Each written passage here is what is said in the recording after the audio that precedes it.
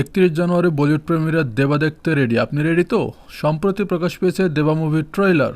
মুভিটি পরিচালনা করেছেন রোশান অ্যান্ড্রেস। এই মুভির গল্প মূলত একজন সাহসী পুলিশ অফিসারকে ঘিরে।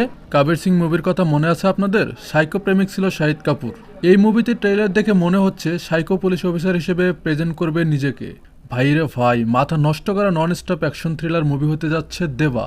নায়িকা হিসেবে রয়েছে পূজা হেগড়ে।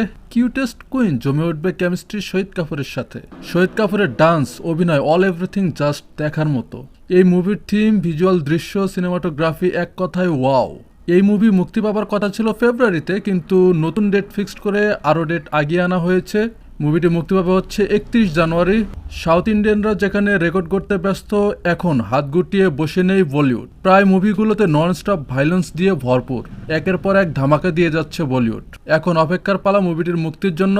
আই হোপ ভালো কিছু দিবে আমাদের শহীদ কাপুরের দেবা। সো আজ এ পর্যন্তই। ভিডিও ভালো লাগলে লাইক, কমেন্ট, শেয়ার করতে ভুলবেন না।